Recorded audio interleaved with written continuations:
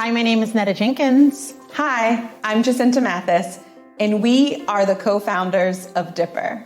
Dipper is a technology platform that guides professionals of color to a better workplace, one review at a time. Dipper is your safe space. It is the time for you to share your voice with a community that you are a part of. Visit us and join today at ourdipper.com. Welcome to all of our viewers, and thank you to our amazing guests today. Welcome to the virtual launch of ourdipper.com. You requested that we continue these events, so guess what? We have added to our lineup. So join us every Tuesday until the end of June to participate in our, guess what? Shut up and listen themed events. Each event will feature top DEI thought leaders to discuss engaging topics impacting workplace culture.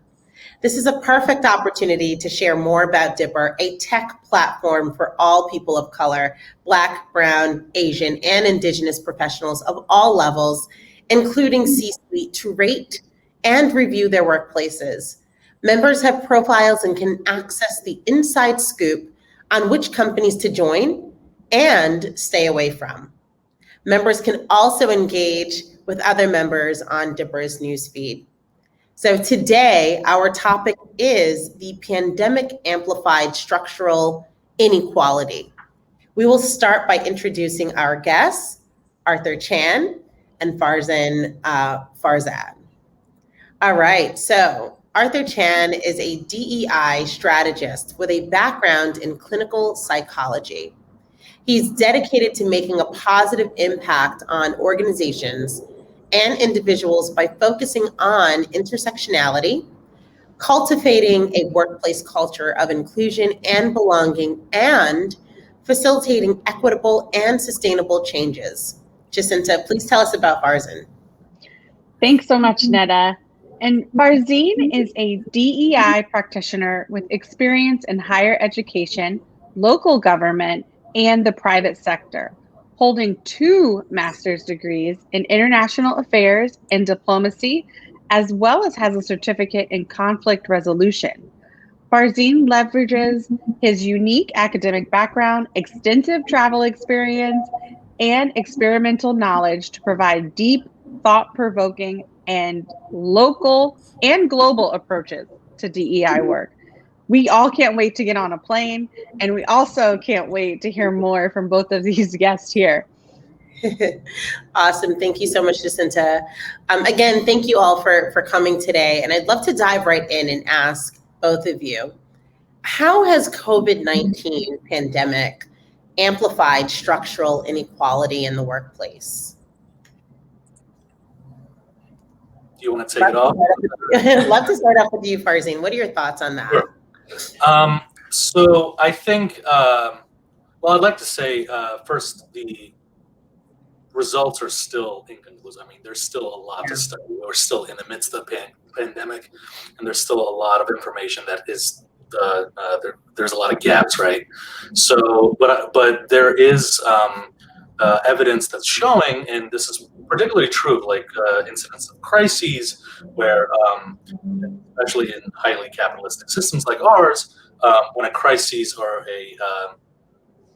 like a problematic sort of event happens, it takes entrenched inequities and actually amplifies them.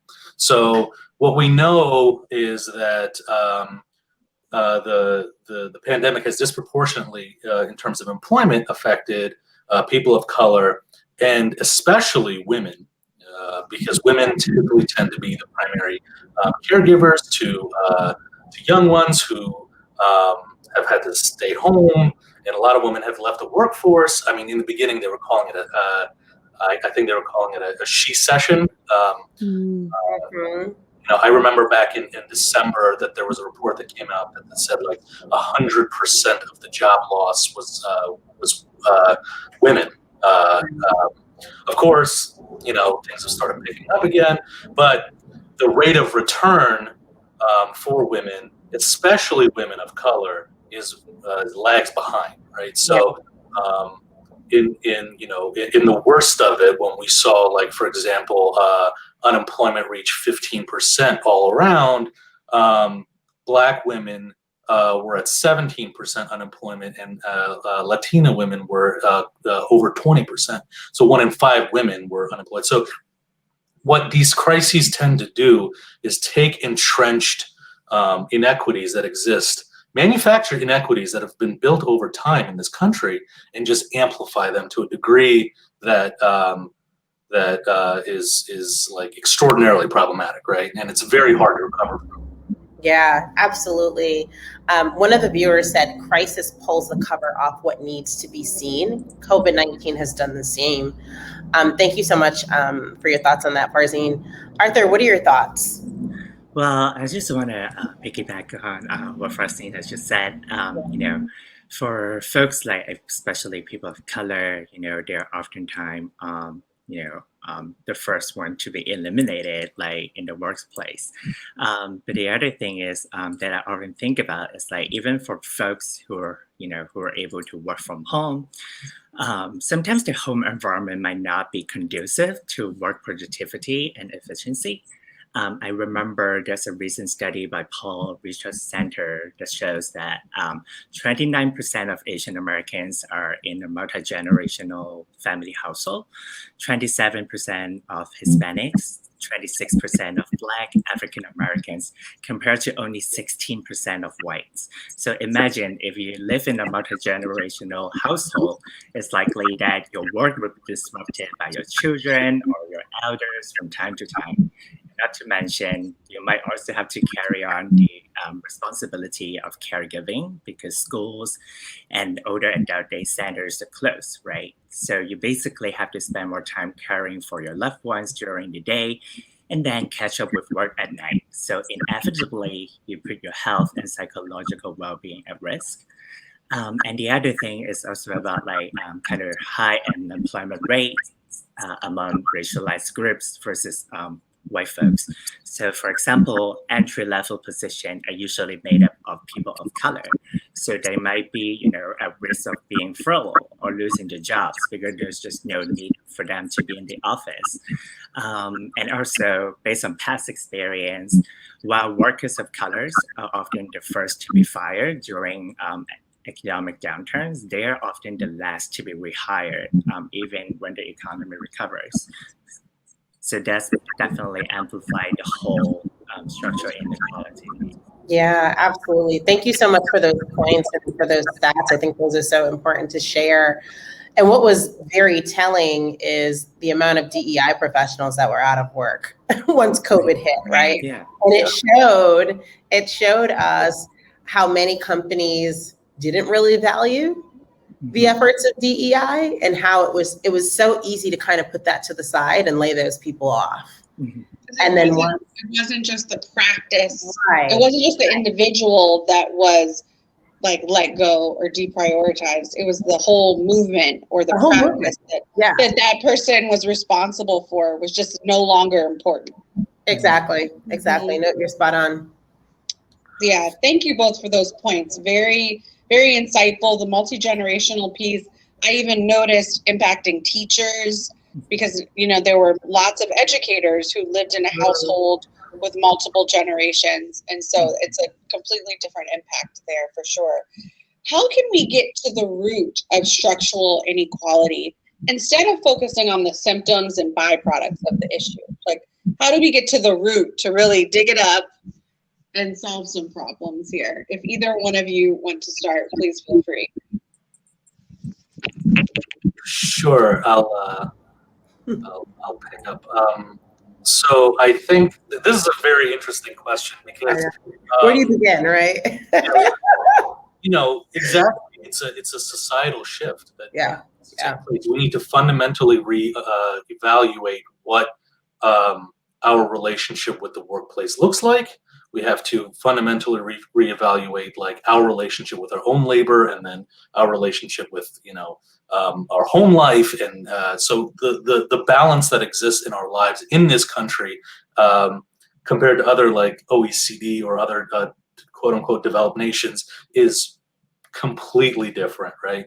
So when it comes to sort of how we show up in society, our rate of sort of, or the benefits that we give toward, like, for example, paid paternity, paid parental leave, like vacation time, even a lot of countries around the world, when the pandemic hit, they were giving several thousands of dollars per month to sustain. Right, there was a understanding that a person's worth is not derived from their productivity. So to get to the root of it, I think we really have to fundamentally shift how we view ourselves in relation to society and how we view our own labor. And then build those social safety nets. We have to, like Arthur was saying, the majority of the people who are frontline workers and essential workers are people of color, right?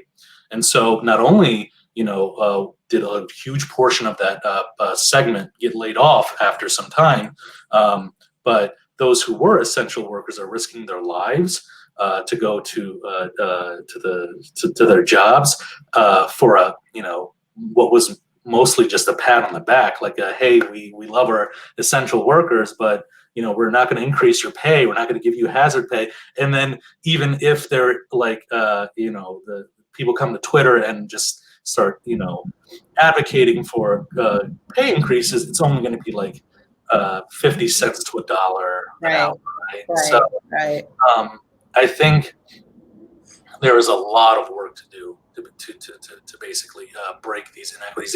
These are entrenched in our society. They pervade how we view humanity, how we view ourselves, how we view each other as producers and consumers as opposed to human beings.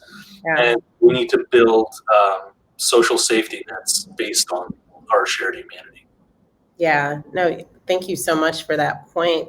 Arthur, what are your thoughts on that? Well, I feel like Farzine already put it so beautifully. I don't have a whole lot to say, but I'm just thinking, from an organizational perspective, there's something that, employers can do to kind of promote equity within the organization.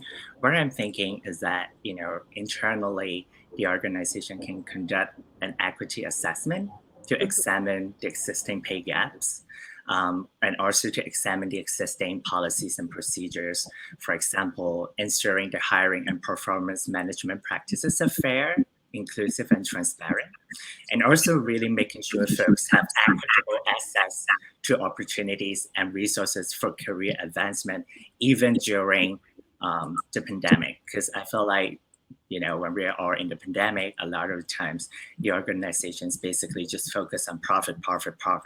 But they forgot people are the key ingredient of the organizational success. But because of the economic downturn, they overlook that part. But I feel like the other thing that's equally important is continue to develop your employees, because your people are really driving your business. Without them, your business just wouldn't work. So that one piece. And the other thing is, I feel like organization can also start thinking about offering mentorship and sponsorship programs for marginalized folks, especially Black and Brown folks. And also really start thinking about how they can, develop or diversify the pipeline. Start with students, right? Like now, since everything is remote, it could be a good opportunity to offer some sort of free training, paid internship programs to kind of develop the skill set for the next generation. So, yeah. No, thank you for those points. One of our viewers said, one of the biggest challenges is getting leaders to believe that there is an actual problem. And that's a huge challenge. And I guess my question there is, how do we even begin to help leaders understand this? Is it even possible, right? Because many of us are in the trenches doing this work day in and day out. And oftentimes we don't see leaders changing. We don't see these behaviors and traits shifting. So what is it going to take? So, the data speaks for itself, right? Like there's a ton of data that shows just how much race and gender and different markers of your identity, sexual orientation, gender identity, um, contribute to so much inequity. It's like literally in everything, right? There are gaps in every measure of how you relate to society. If you break that down from education to housing to access to capital to um, employment rates, etc., there are gaps, that exist, and so the data is there, but it's still, even with that, this fact-based approach, still tends to sometimes fall short. And one thing I've been kind of utilizing is that, look, we live, and this also speaks to your product a little bit. We live in a culture of accountability that I have not seen in my entire lifetime. Right. And so we are figuring out new mechanisms. I mean, back a few years ago we had Glassdoor, but like now all sorts of, including in the Dipper as well, like there's a lot of accountability mechanisms that are coming. Social media is huge. People will blast the company on Twitter. So it is a matter of your survival as a company now. It is not just hey, this is for the most part, a lot of companies have viewed DEI as like a philanthropic kind of thing, which is very, very problematic. Even in the UK, they actually, there are some of the DEI offices were under corporate social responsibility and philanthropy. Around the world, this is a problem too. But to kind of view this as charity is extraordinarily problematic. Right? It is, yeah. And also the fact that it's like a nice to do or a nice to have kind of thing is no longer acceptable. It is a matter of your survival. So I think it would behoove a lot of organizations to kind of wisen up to this, to realize that, look, things are changing, and people are going to demand and use the power of their wallets to kind of affect change, and go on social media and blast you if you're not doing it. And that's what I think we're seeing it in the news right now, right? If there are companies whose whole mission was to disrupt an industry or to be innovative, but how can you really innovate for the culture? How can you innovate for equality and diminishing injustices among people? And now there is this transparency, like people are going to speak on it. People are going to be transparent about what's happening behind closed doors or in that email, that internal email at times. So it's just better to do the right thing, but also empower these leaders in your organization who are in fields like all of you, who are specialists in DEI, empowering those folks so that they can help guide the company. And a lot of these leaders, I think data is what drives Dipper, right? So it's great that a lot of this data is becoming more accessible, and that more companies are beginning to adopt that, like, we need to change. But there are some still who are operating in the mask of innovation and being disruptive, but they're not doing that for the people who need it the most, really. Arthur, right. I know I jumped in, but if there's anything you would like to add, please feel free. Well, I basically just want to say, before the pandemic, I would say data and storytelling would be helpful. But, since the pandemic, we have already heard enough stories, countless of stories. We see so many different data sets. Like, what more do we need, right? So I feel like at this point, it's really about holding our leaders accountable, like everyone already mentioned, right? And sometimes employees cannot really underestimate their voice. And sometimes you kind of have to like stand in solidarity with each other. It's not to say like, have a rebel group and turn the organization upside down, right? But it's basically asking for something that's realistic, right? Like, Yeah. speak up, not just for yourself, but for other folks that are marginalized in the organization. I feel like that piece is extremely important, especially for now. Yeah, both of you are doing such incredible work. And I guess my question is, how do you find that peace for yourself to continue doing this, this work that is so needed? So for me, I'm a recent parent. I'm the father of, I'm sorry, I said 7-month-old, now he's 8 months. So, I forgot what month it was, but but yes. Yeah. Yeah. It's going by so fast. I understand. I totally get it. Pandemic brain, yeah, everything's moving so quickly.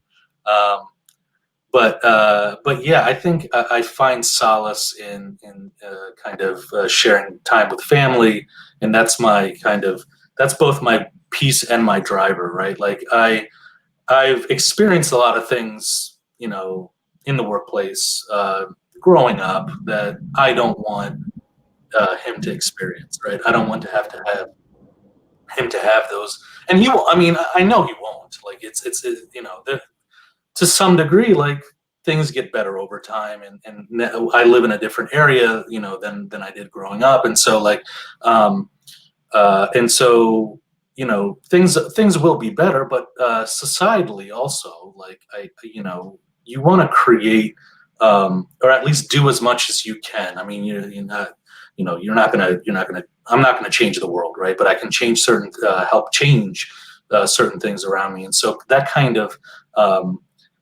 understanding of I'm a parent and I have this responsibility, and it's not just a responsibility to this boy's life, just in his life. I have to also, work toward creating an environment and a society that's going to be able to embrace him, for who he is, and whatever life path he chooses, however he wants to express himself. And so I think that is my main driver at this moment. And so but I mean, I'm not going to say it's easy. Yeah. Thank you for sharing that with us. I totally understand. I have an almost 1-year-old and a 2-year-old. So boy, oh boy, it's not easy. And any of our viewers looking to babysit any day, please let me know. Contact me. I'm just putting that out there. Arthur, if that's you, please let me know. Arthur, how do you keep your peace? Well, actually, to be honest with you, like at the very beginning of the pandemic, it's hard because it's like I saw, my friends, someone that I really care about, lost a job or they got furloughed.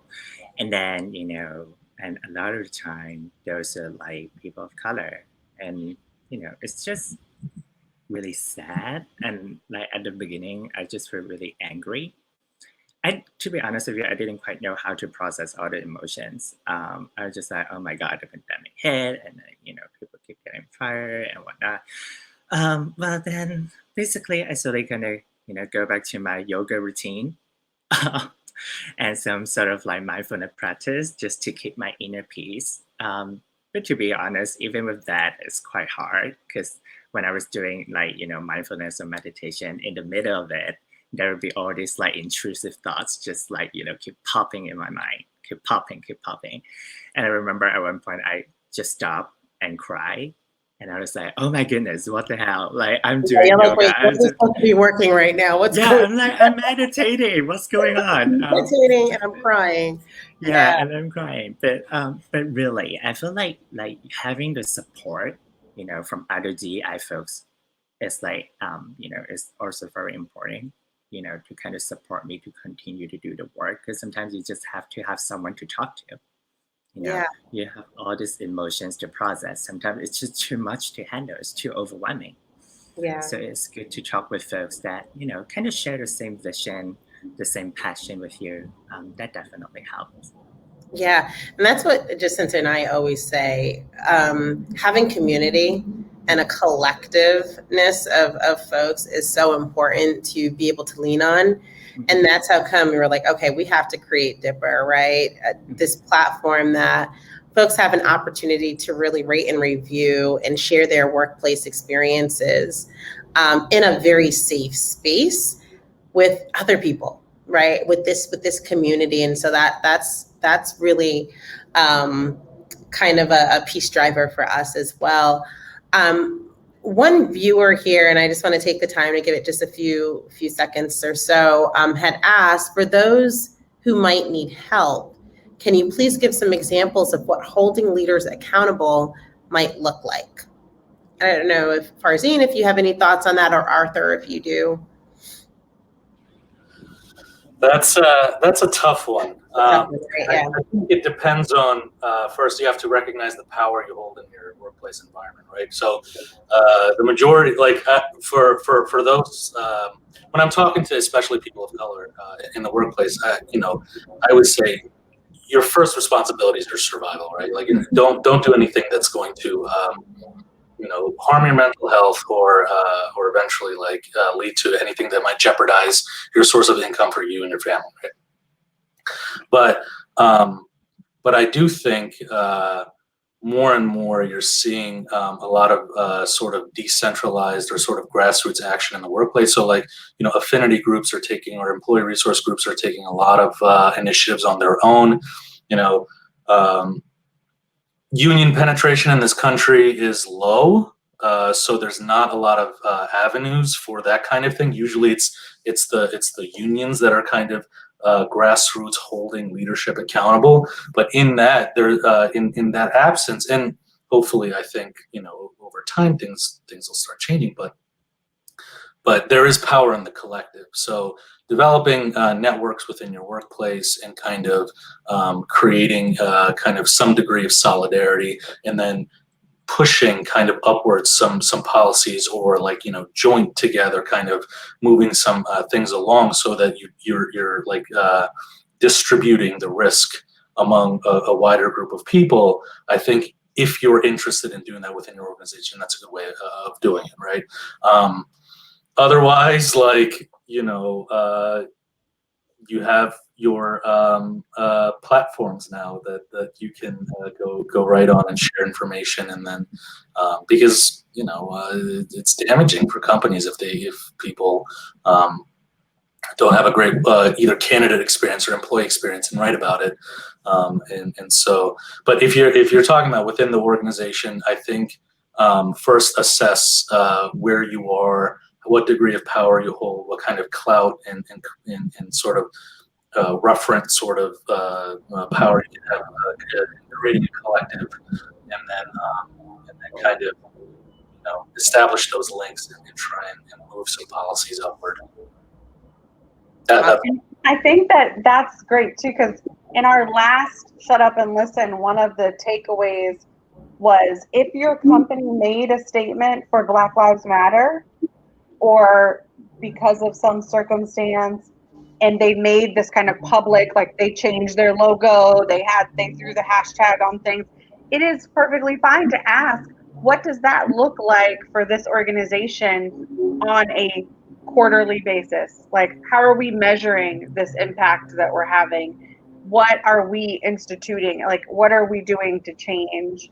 And it's okay to get clarity on those questions. And then I've seen some work that Netta has done in ensuring the leaders of employee resource groups get paid, right? Because they're doing work, and they already have full-time jobs. Yeah. So they're doing work to kind of bring this community together and hold the organization accountable. And so that has probably been very powerful as well. Are there anything you want to add too as we wrap up?